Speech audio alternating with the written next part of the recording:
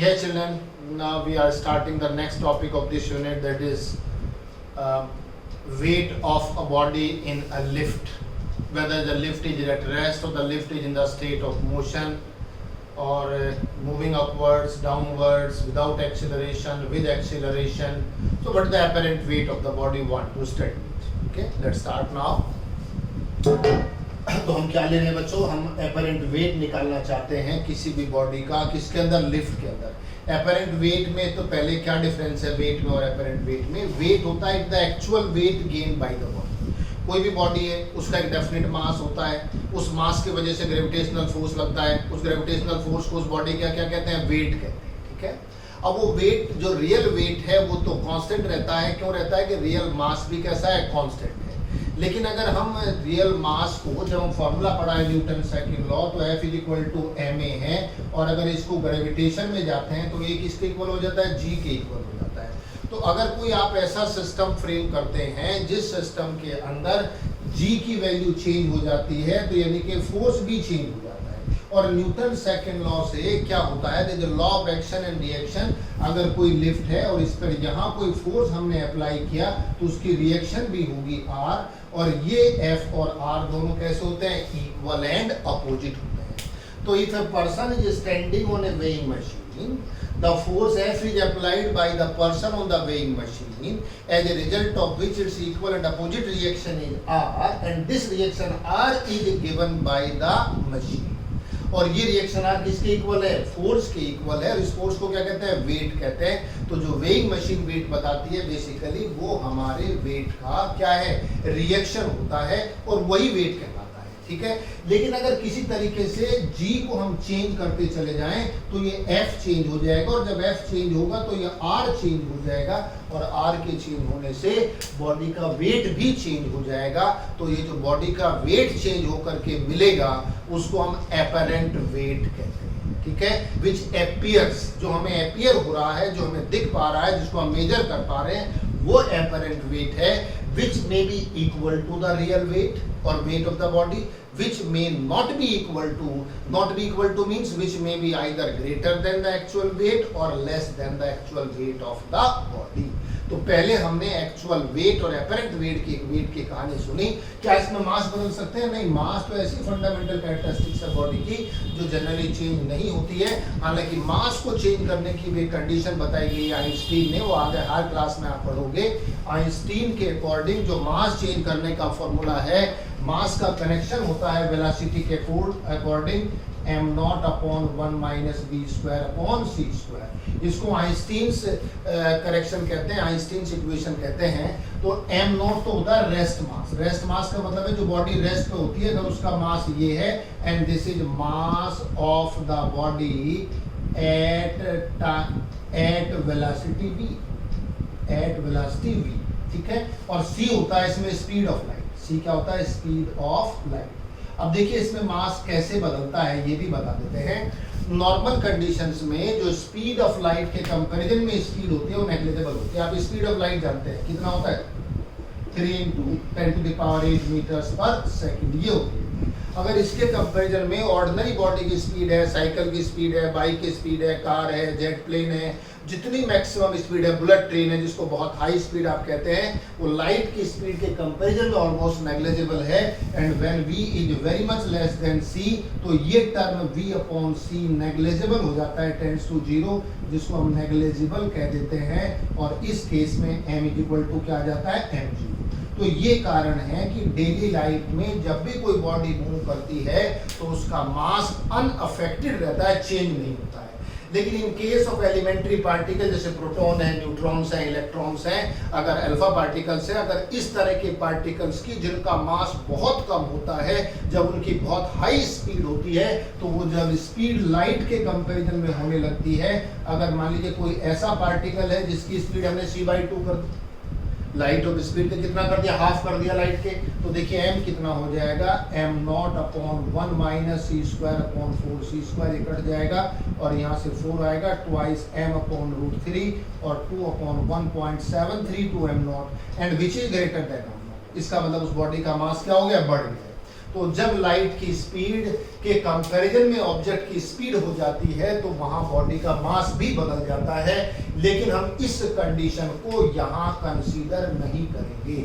हम classical objects की बात कर रहे हैं। क्लासिकल ऑब्जेक्ट्स होते हैं जिसमें कोई ट्रेन है, कोई बस है, कोई ऑब्जेक्ट है जो मूव कर रहा है और उसकी जो मोशन की स्पीड है, या कोई लिफ्ट है वो मूव कर रही है, उसकी जो स्पीड है वो c के कंपैरेटिवली नेग्लिजिबल है, तो v अपॉन c की वैल्यू नेग्लिजिबल हो जाएगी और m किसके इक्वल आएगा, m। तो एक बात तो हमने ये समझाई कि ऐसे केसेज में मास नहीं बदल रहा है, मास को आपने क्या माना, कांस्टेंट माना, लेकिन g चेंज हो जाता है, acceleration due to gravity change हो जाता है।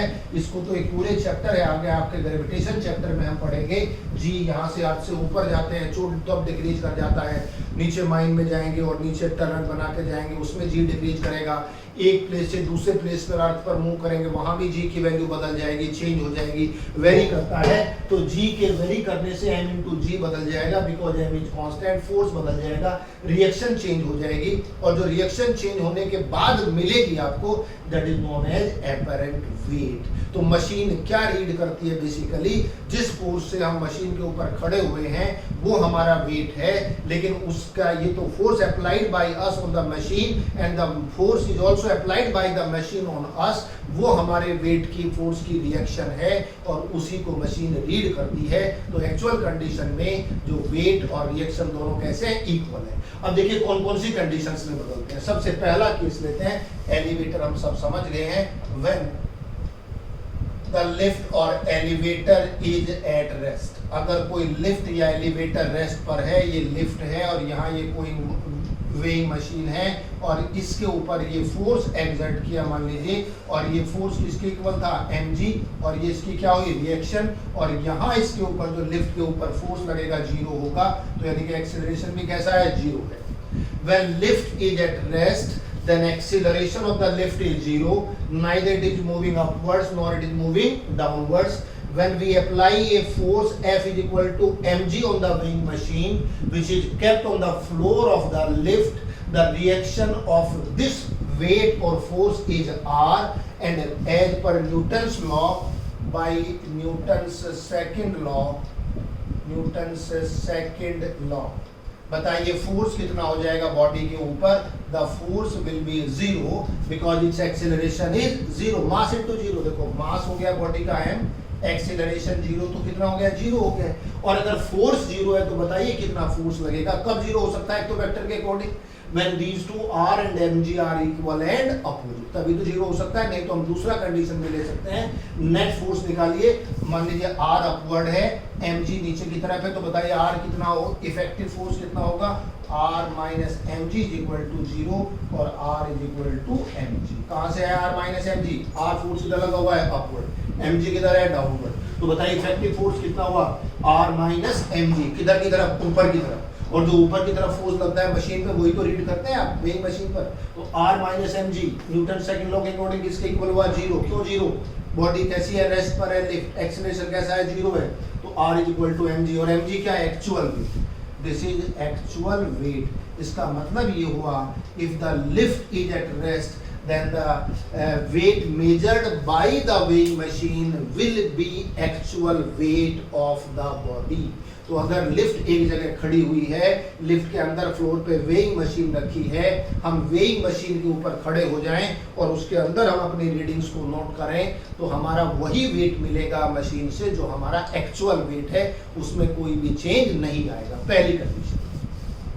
कम to second condition, case second, if the lift is moving upwards with uniform velocity, with uniform speed कह दीजिए या velocity कह दीजिए, मोशन लॉन्ग स्ट्रेट लाइन है, ये आपकी लिफ्ट हो गया है, यहाँ पर ये आपने अप्लाई किया फोर्स, ये मान लीजिए अब रिएक्शन कितना हो गया, R हो गया। पहले हमने, चलो पहले केस में R1 लिया था तो इसको हमने R1 लिख लिया, इस वाले केस में क्या ले लिया आपने, R2 ले लिया, और यहाँ इसका वेट है, मान लीजिए कितना वेट है, mg है, और अब इसकी वेलोसिटी v है, ऊपर जाने की वेलोसिटी कैसी है, v है, और आप जानते हैं अगर यूनिफॉर्म स्पीड है तो एक्सीलरेशन कितना होगा, 0 होगा। यूनिफॉर्म स्पीड में एक्सेलरेशन नहीं है, मोशन अलोंग स्ट्रेट लाइन है, मैग्नीट्यूड सेम है वेलोसिटी का, डायरेक्शन सेम है, इसका मतलब नॉन एक्सीलरेटेड मोशन हो गया। यहाँ से बताइए फिर यही कंडीशन अप्लाई हो जाएगी, F इज इक्वल टू कितना हो जाएगा R1 R2 माइनस mg, यहाँ R1 था तो इसको हमने R2 मान लिया है, और ये 0 है आपका R2 minus mg, so R2 is equal to mg। ये भी एक्चुअल वेट है, कैसा वेट आया है, एक्चुअल वेट है। बोलो बात समझ आई कि नहीं। F0 क्यों हो गया, एक्सीलरेशन 0 है। क्यों एक्सीलरेशन 0 है, वेलोसिटी कांस्टेंट है। यहाँ भी एक्सीलरेशन 0 है, क्यों है, because velocity is 0, body not moving in upward direction, that's why velocity 0, so acceleration is 0। तो अगर यूनिफॉर्म स्पीड से कोई लिफ्ट अपवर्ड मूव कर रही है तो उसमें बॉडी का जो वेट आएगा वो एक्चुअल वेट के इक्वल मशीन में रीड करेंगे। केस थर्ड, अगर हम इसी को लिफ्ट मूविंग अब अपवर्ड्स की जगह कैसा ले लें, डाउनवर्ड्स, कैसा ले रहे हैं, डाउनवर्ड्स, और किस स्पीड से, with uniform speed, with uniform speed. अगर यही लिफ्ट, बस इसका एरो नीचे की तरफ कर देते हैं, अब ये लिफ्ट नीचे जा रही है, ऊपर से नीचे लिफ्ट आ रही है, लेकिन उसकी स्पीड कैसी है, यूनिफॉर्म है, कांस्टेंट है। अब क्या होगा, तो देखिए अब जब फोर्स लगाएंगे F इज इक्वल टू 0, जब नीचे की तरफ लिफ्ट जा रही है तो फिर एक्सीलरेशन 0 है। अब नीचे का जो फोर्स आएगा वो कितना आएगा, दैट विल बी, अब यहाँ से बता देते हैं, mg माइनस r3। कितना आ जाएगा ये, mg माइनस r3। क्यों कर दिया आपने mg माइनस r3, देखो नीचे की तरफ वेट कितना है, फोर्स कितना है mg, ऊपर कितना है r3, तो mg माइनस r3 किधर हुआ, नीचे की तरफ हुआ, और एक्सीलरेशन कैसा है, 0 है। तो न्यूटन सेकंड लॉ से किसके इक्वल आया ये, it is again equals to कितना हो जाएगा, 0, और mg minus r3 and r3 is equal to mg। और ये भी क्या आया, एक्चुअल वेट आया। कौन सा वेट आया, एक्चुअल वेट। यानी कि अभी तक हमने 3 केस डिस्कस किए। पहले केस में लिफ्ट रेस्ट पर है, सेकंड केस में लिफ्ट ऊपर जा रही है but with uniform velocity, third case में लिफ्ट नीचे जा रही है but with uniform velocity. In all the 3 cases there is no change in the weight of the body. The weight of the body measured by the weighing machine will be equal to the actual weight of the body। अगर हम weighing machine पर खड़े हो जाएं और weighing machine rest पर हो तब भी वही वेट आएगा, एक्चुअल वेट हमारा रीड करेगी मशीन। हम ऊपर जा रहे हैं कांस्टेंट स्पीड से तब भी वेट एक्चुअल वेट के बराबर होगा, जब नीचे जा रही है अभी भी एक्चुअल वेट के इक्वल होगा। तो ये थे दी जाता फर्स्ट 3 केसेस। अब देखिए इसको थोड़ा सा अब आगे फर्दर चेंज करते हैं। क्या चेंज करते हैं उसी लिफ्ट में, when lift is accelerating upwards, accelerating upwards, वही लिफ्ट अब ऊपर जा रही है लेकिन एक्सीलरेट कर रही है। ये लिफ्ट थी, ये वेइंग मशीन है, ये हमने इसके ऊपर वेट अप्लाई किया, कौन से वाला, mg, और ये रिएक्शन मान लीजिए कौन से होगी, R4 होगी।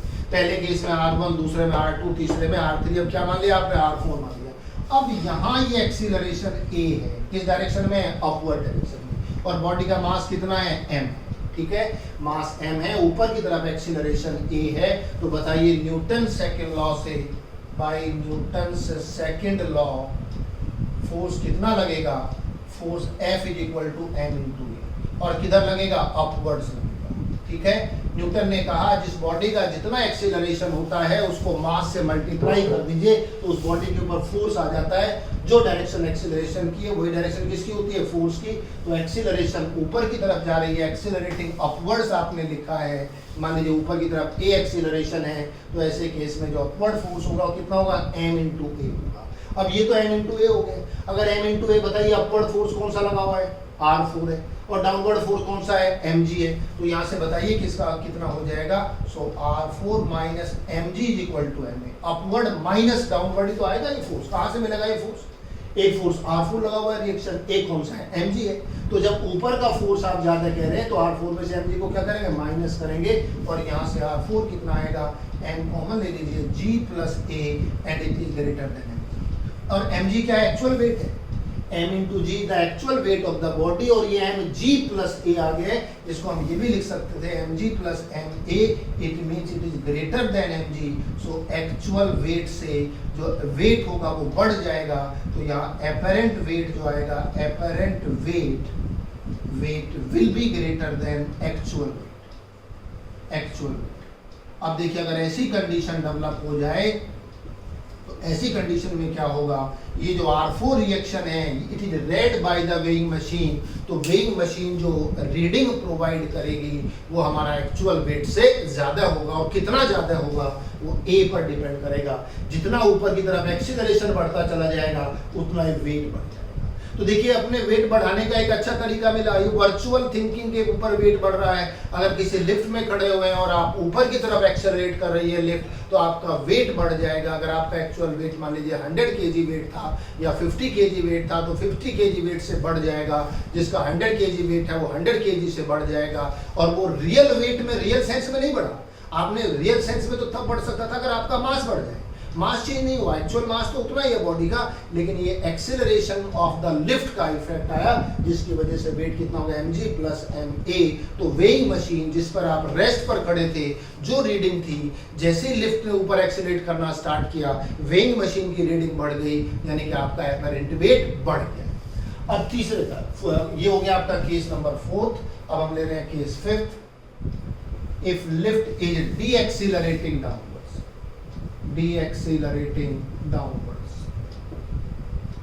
अगर वही लिफ्ट डीएक्सीलरेट कर रही है और नीचे की तरफ जा रही है, बस ये एरो बदल देंगे यहाँ से। अगर ये एरो नीचे की तरफ लगा हुआ है तो बताइए क्या इफेक्ट आएगा। यहीं से न्यूटन सेकंड लॉ लगाइए। फर्स्ट स्टेप तो सेम रहेगा, F is equal to ma, लेकिन किधर लगेगा, डाउनवर्ड्स। अब F is equal to ma हो गया डाउनवर्ड्स। क्या है ये F? This is F is the force on lift, force on lift. जिधर लिफ्ट मूव कर रही है उधर ही फोर्स लगेगा, जिधर एक्सीलरेशन है उधर ही फोर्स लगेगा। अब नीचे जा रहा है तो नीचे फोर्स लगेगा। फॉरगेट अबाउट ये लिफ्ट है, हम लिफ्ट को बॉक्स में बंद इमेजिन करें। कोई बॉडी है लिफ्ट भी, उसके अंदर a एक्सीलरेशन है, m मास है, तो m इंटू a किधर हुआ, डाउनवर्ड हुआ कि नहीं? बताओ इसमें डाउनवर्ड फोर्स में क्या लोगे? डाउनवर्ड फोर्स कौन सा है, mg। अपवर्ड कौन सा है, r4 की जगह क्या कर देंगे, r5। क्या करेंगे, mg माइनस r5, ये डाउनवर्ड फोर्स हुआ। डाउनवर्ड mg हुआ, R5 किधर हुआ, अपवर्ड हुआ। तो इफेक्टिव किधर होगा, नीचे की तरफ, ग्रेटर माइनस स्मॉलर, यानी कि mg ज्यादा होना चाहिए। mg माइनस r5 में से माइनस करके किसके इक्वल आएगा, ma के इक्वल आएगा, और r5 आ जाएगा mg कितना आएगा, ये minus ma, and it is less than m। Less than mg का मतलब ये हुआ द एपरेंट वेट, बताइए क्या हो जाएगा, less than actual wait, less than actual wait. जो एपरेंट वेट है वो एक्चुअल वेट से कम हो जाएगा। तो अगर आप जिस लिफ्ट में खड़े हुए हैं उस लिफ्ट की वेइंग मशीन में, और वो लिफ्ट नीचे की तरफ मूव कर रही है, ए एक्सीलरेशन से नीचे जा रही है, तो आपका जो रीडिंग आएगी वेइंग मशीन में, वो जो आपकी एक्चुअल वेट की रीडिंग थी उससे कम आएगी। तो अगर लिफ्ट रेस्ट पर है तो एक्चुअल वेट की रीडिंग आएगी। लिफ्ट कांस्टेंट वेलोसिटी से ऊपर जा रही है तो एक्चुअल वेट की रीडिंग आएगी। कांस्टेंट वेलोसिटी से नीचे जा रही है तो एक्चुअल वेट की रीडिंग आएगी।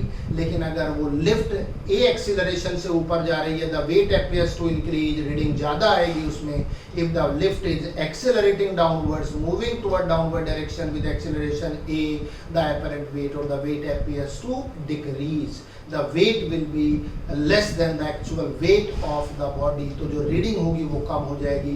तो इसका मतलब ये हुआ कि जो रीडिंग है किसके अंदर, वेइंग मशीन में, वो बदल जाती है लिफ्ट के अंदर। अगर ऊपर या नीचे हम एक्सीलरेट करें और उस एक्सीलरेशन की वजह से, लिफ्ट के मोशन की वजह से हमारा जो वेट है, जो मशीन से हम रीड कर रहे हैं, वो बदल जाता है, वो चेंज हो जाता है, वो एक्चुअल नहीं मिलता उससे। इसी को हम एपरेंट वेट कहते हैं। एक्चुअल वेट तो वो होता है जो हमारा एक्चुअल है, रियल है, वो एक्चुअल हुआ, और जो हम रीड कर पा रहे हैं मशीन से, वो मोशन ऑफ द लिफ्ट की वजह से वो चेंज हो गया है, that is known as apparent weight. बात समझ आ गई, ये कारण हुआ। अच्छा, अब इसमें एक केस और लेते हैं। देखिए अभी इसे डाउनवर्ड कंडीशन को ही हम और थोड़ा आगे एक्सप्लेन करते हैं। इफ यू आर गोइंग, और कितना कम होगा ये भी बता सकते हैं। जैसे जैसे ए बढ़ेगा तो वेट भी क्या होगा, कम होता चला जाएगा। अगर मान लीजिए कोई लिफ्ट नीचे जा रही है, case 6, if the lift is डीएक्सीलरेटिंग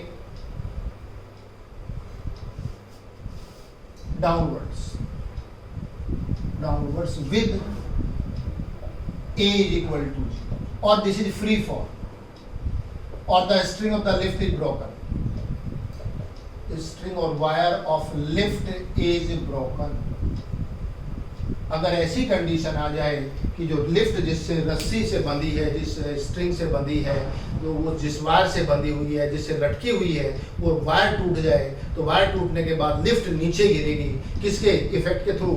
under the effect of acceleration due to gravity, gravity के अलोंग। तो ऐसे केस में क्या होगा? ए इज इक्वल टू क्या हो जाएगा? जी हो जाएगा। और जब ए इज इक्वल टू जी होगा तो बताइए R6 कितना हो जाएगा? यहाँ से R5 की जगह कितना ले रहे हैं? R6 ले रहे हैं, तो mg माइनस ma और g कितना हो जाएगा? 0 हो जाएगा। तो यानी कि वेटलेसनेस की कंडीशन हो जाएगी, it is the condition of weightlessness, और अपरेंट वेट विल बिकम 0। और कैसे पता चलेगा? तुरंत वेइंग मशीन के अंदर आप रीडिंग देखोगे तो वो एकदम से 0 पर आ जाएगी। कब आएगी 0 पर? आपका वेट ही फील नहीं करेगी मशीन। क्यों नहीं करेगी वेट मशीन फील? उसके अंदर रीडिंग 0 आ गई। किसकी वजह से? Because A is equal to G. जिस एक्सीलरेशन से जो फोर्स आप नीचे वेइंग मशीन पर एग्जर्ट कर रहे थे, उसी एक्सीलरेशन से लिफ्ट भी नीचे जा रही है, तो इसका मतलब ये हुआ उसके ऊपर आपका जो फोर्स है वो नेग्लिजिबल हो गया, वो 0 हो गया, और that's why the reading will become 0। कोई भी रीडिंग नहीं आएगी। It is the condition of weightlessness. तो देखिए, लिफ्ट में जाने से आप अपने वेट को कम कांस्टेंट भी रख सकते हैं। 3 केस है कांस्टेंट रखने के। लिफ्ट रेस्ट पर रखो, यूनिफॉर्म वेलोसिटी से मूव कराओ अपवर्ड्स, यूनिफॉर्म वेलोसिटी से मूव कराओ डाउनवर्ड। तीनों में वेट में कोई परिवर्तन नहीं आता, कोई चेंज नहीं आता। वेइंग मशीन वही वेट देगी जो आपका एक्चुअल है। जैसे ही लिफ्ट ऊपर की तरफ एक्सेलरेट करती है, the apparent weight appears to increase. Weight appears to increase, apparent weight बढ़ जाता है, जो एक्चुअल वेट है उससे ज्यादा मिलता है।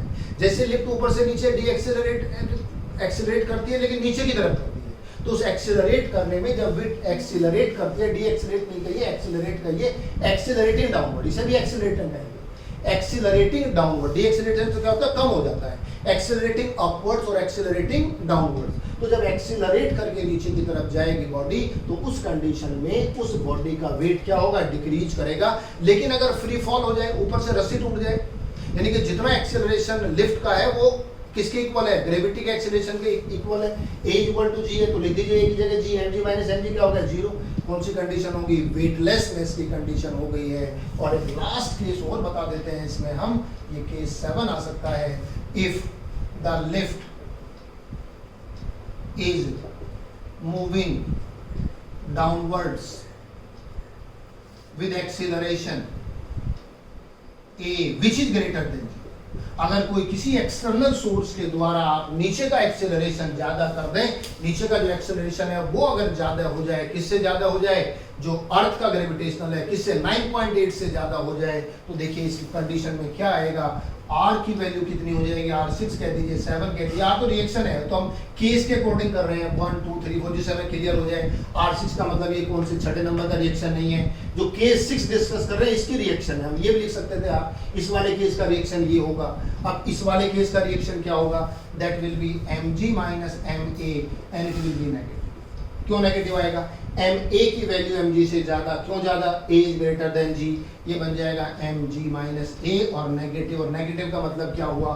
नेगेटिव का मतलब ये हुआ कि जो बॉडी किधर जा रही थी? नीचे जा रही थी। जो फोर्स नीचे की तरफ लग रहा था, अब वो बॉडी का फोर्स किधर लगेगा? ऊपर की तरफ लगेगा। The person standing on the weighing machine will start moving upwards. तो लिफ्ट नीचे, पर्सन ऊपर जाएगा। कब? ये भी कंडीशन हो सकती है, the person is not moving upwards, person is also moving downwards, but with respect to क्या? लिफ्ट की एक्सेलरेशन ज्यादा है आपके एक्सेलरेशन से, so we are falling with the effect of acceleration due to gravity. Lift is falling with the acceleration more than that of gravity, that's why lift ज्यादा force से नीचे जाएगी, हमारा नीचे जाने का फोर्स कम होगा, और हम बजाय हमारे पैरों के नीचे से लिफ्ट नीचे की तरफ निकल जाएगी, और ऐसा फेस होगा, ऐसा फील करेंगे just like we are moving in upward direction, और हमारा जो हेड होगा वो लिफ्ट के छत से टकरा जाएगा। ये इस वाले केस में हो सकता है। तो ये लिफ्ट के डिफरेंट केसेज हुए, जो हमने अलग अलग केसेज पढ़े। 3 केस में हमने बताया कोई वेट में फर्क नहीं पड़ता है, कोई इफेक्ट नहीं आता है, actual wait apparent weight equal है। लेकिन लास्ट के जो 4 केसेज हमने डिस्कस किए, उनमें वेट बढ़ता भी है, वेट कम भी होता है, वेट 0 भी होता है, वेट नेगेटिव भी होता है। ऊपर जाते हुए एक्सेलरेशन से बढ़ता है, नीचे जाते हैं तो कम होता है, और अगर ए जी के इक्वल है तो वेट लेस हो जाता है, और जब ए ग्रेटर देन जी है और नीचे की तरफ है तो वेट नेगेटिव होने का मतलब ये हुआ वेट हमेशा नीचे होता था, अब वो नेगेटिव हो गया। नेगेटिव का मतलब किधर मूव करना स्टार्ट कर देंगे, upward direction. So this is the variation in the weight of a body inside the lift और due to the motion of the lift. ये पूरा एक आपका कंप्लीट हो गया बच्चों, जिसमें मोशन ऑफ एलिवेटर, काफी क्वेश्चंस इसमें आते हैं। और ये केवल एलिवेटर पे नहीं, कहीं भी इस तरह की सिचुएशन आपको मिल जाए जिसमें ऊपर का एक्सेलरेशन है, नीचे का एक्सेलरेशन है, तो उसकी वजह से आप ये सारे कैलकुलेशन कर सकते हैं। ठीक है बच्चों, ये एक कंप्लीट टॉपिक था। I hope it is clear to everyone.